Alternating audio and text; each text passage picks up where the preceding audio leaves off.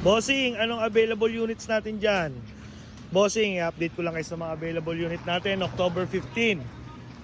Walk-in na, bili na kayong kotse. Wala nang paya.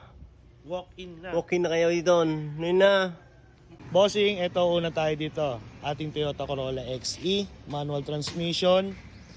Yan bossing, 2E engine yan. Carb type. For only 88K. Hyundai Tucson natin na diesel. 4-wheel drive, pang family bossing, malaki kargaan sa likod. For only 368 lang yan bossing. Then meron tayo dito GLI bossing kung gusto mo naman ng EFI. Meron din tayo dito manual transmission din yan bossing. Ina-out na namin to ng 70,000. Then etong Nissan natin bossing na van, sa mga naghahanap ng van bossing ha. May vlog ako dyan. Yung details, NB350 yan bossing.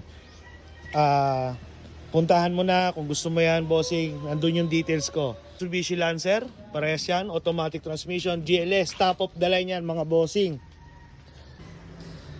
Automatic transmission for only 195K. Poging-pogi yan bossing, bagong pintura yan, fresh paint.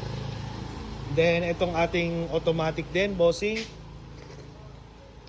same din po yan, top of the line GLS, 195K din yan bossing. Pili na lang kayo dyan sa dalawang yan. Then meron din tayong Nissan Sentra dito bossing. Puro registered yan bossing ha. Itong Nissan Sentra natin, manual transmission to bossing. Murang-mura lang, 135K bossing. From first owner din yan. Kung gusto mong mag-visit dito bossing, marami kaming units, may mga available units pa kami. Yung nandun sa kabila na review ko na yon, check nyo na lang din. Then tawagan mo ako, dito lang kami, Father Masi Street, Holiday Hills, San Pedro Laguna.